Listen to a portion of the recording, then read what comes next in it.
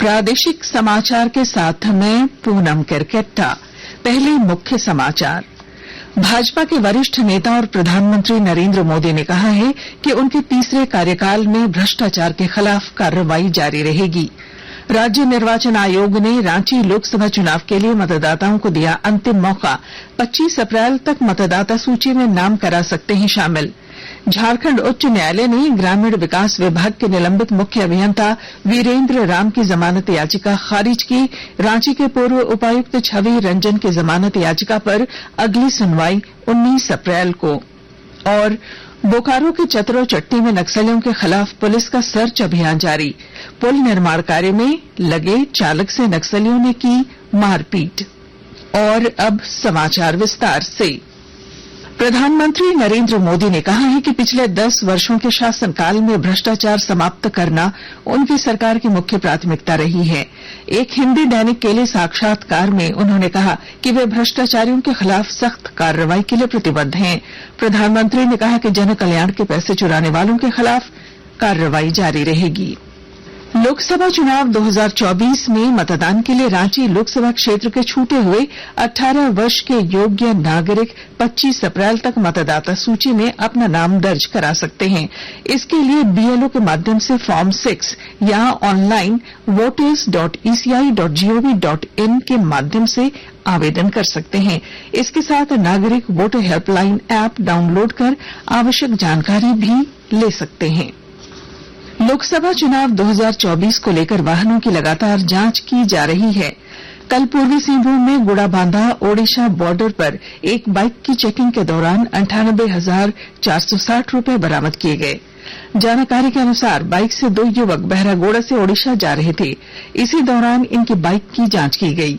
पूछताछ के दौरान युवक रकम के संबंध में कोई सटीक जानकारी नहीं दे सके। पाकुड़ जिले के 3 विधानसभा क्षेत्रों के 6 प्रखंडों में शांतिपूर्ण मतदान कराने को लेकर प्रशासन आवश्यक कदम उठा रहा है।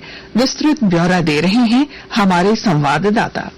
लोकसभा चुनाव भयमुक्त एवं शांतिपूर्ण माहौल में कराने को लेकर प्रशासन लगातार प्रयास कर रहा है। अंतिम चरण में 1 जून को होने वाले मतदान को शांतिपूर्ण एवं निष्पक्ष कराने के लिए प्रशासन कोई कोर कसर नहीं छोड़ रहा।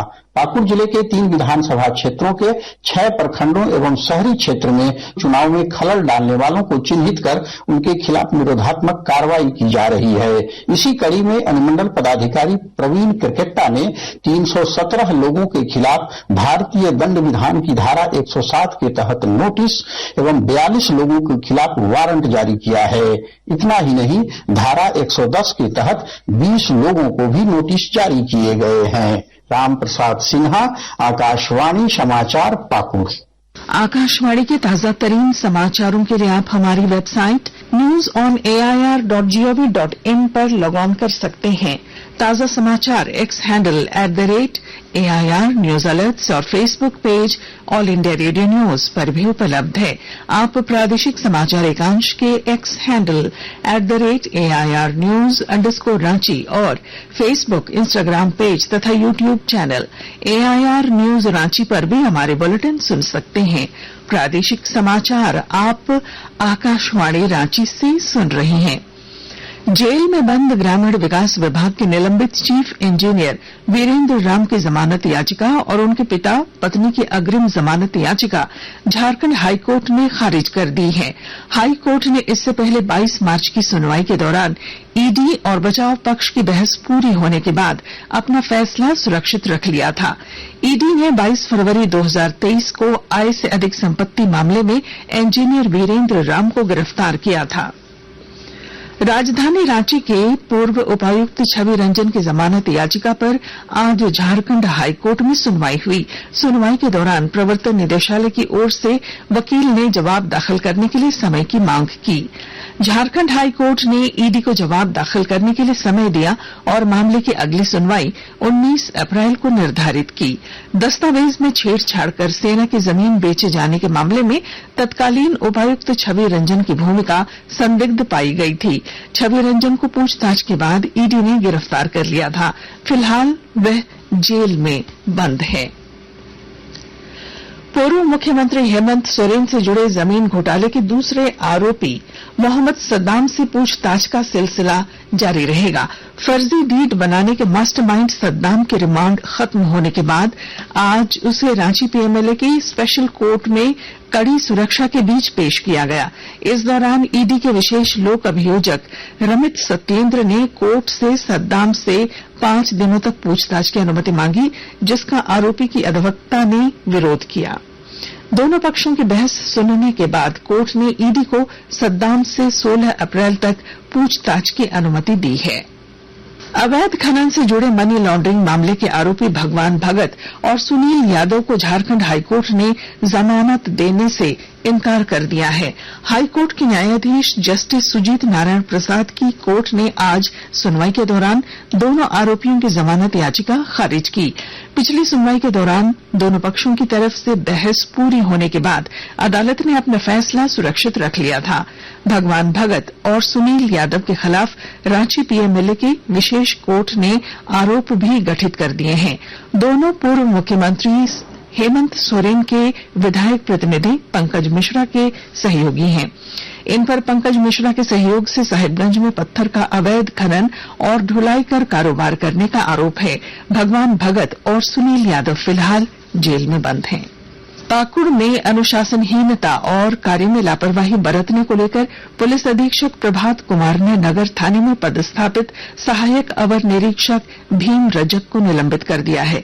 वहीं पुलिस अवर निरीक्षक मनोज कुमार महतो, सहायक अवर निरीक्षक अनिल सिंह, रामप्रताप सिंह और चालक रोहित भंडारी का स्थानांतरण कर दिया गया है। बोकारो जिले में नक्सलियों ने एक पुल निर्माण कार्य में लगे जेसीबी के चालक से मारपीट की। सूचना मिलने के बाद पुलिस ने नक्सलियों की तलाश में सर्च ऑपरेशन शुरू किया है। बोकारो जिले के चतरोचट्टी थाना क्षेत्र के नक्सल प्रभावित क्षेत्र की बड़की सिधवारा पंचायत के खखंदो गांव के निकट मोतिया नाला पर एक पुल का निर्माण हो रहा है। कल रात यहां करीब 8 बजे हथियार से लैस नक्सलियों का जत्था पहुंचा था और उन्होंने चालक से मारपीट की। सिमडेगा के ठेठई टांगर थाना क्षेत्र अंतर्गत सिया दोहर में 5 अप्रैल को हुई विवाहिता महिला की हत्या के आरोपी को पुलिस ने गिरफ्तार कर लिया है। सिया दोहर नवाटोली की एक महिला की हत्या धारदार हथियार से कर दी गई थी। राज्यपाल सीपी राधाकृष्णन ने राज्यवासियों को बैसाखी की शुभकामनाएं दी हैं। आज राजधानी रांची के महात्मा गांधी मार्ग स्थित गुरुद्वारा जाकर उन्होंने मत्था टेका और साथ ही कीर्तन में भी भाग लिया। जमशेदपुर के आदिवासी मुंडा समाज, आदिवासी हो समाज, आदिवासी उरांव समाज, कोंका कमार करमाली सेना संघर्ष समिति और आदिवासी समाज टिन प्लेट द्वारा सरहुल महोत्सव की शोभायात्रा निकाली गई। शोभायात्रा में झारखंड भाजपा के पूर्व प्रदेश प्रवक्ता अमरप्रीत सिंह काले शामिल होकर सरना स्थल पर पारंपरिक रूप से उन्होंने पूजा अर्चना की। चैत्र मास में होने वाली आस्था का 4 दिवसीय पर्व छठ की शुरुआत आज से नहाय खाए के साथ हो गया है। हजारीबाग में भी इस वर्ष बड़ी संख्या में चैती छठ श्रद्धालु कर रहे हैं। पहले दिन की शुरुआत नहाय खाए में कद्दू भात के सेवन से शुरू होती है। और अब बुलेटिन के आखिर में मुख्य समाचार एक बार फिर। भाजपा के वरिष्ठ नेता और प्रधानमंत्री नरेंद्र मोदी ने कहा है कि उनके तीसरे कार्यकाल में भ्रष्टाचार के खिलाफ कार्रवाई जारी रहेगी। राज्य निर्वाचन आयोग ने रांची लोकसभा चुनाव के लिए मतदाताओं को दिया अंतिम मौका। 25 अप्रैल तक मतदाता सूची में नाम करा सकते हैं शामिल। झारखंड उच्च न्यायालय ने ग्रामीण विकास विभाग के निलंबित मुख्य अभियंता वीरेंद्र राम की जमानत याचिका खारिज की। रांची के पूर्व उपायुक्त छवि रंजन की जमानत याचिका पर अगली सुनवाई 19 अप्रैल को। और बोकारो के चतरोचट्टी में नक्सलियों के खिलाफ पुलिस का सर्च अभियान जारी। पुल निर्माण कार्य में लगे चालक से नक्सलियों ने की मारपीट। और इसके साथ ही आकाशवाणी रांची से प्रादेशिक समाचार का ये बुलेटिन समाप्त हुआ। नमस्कार।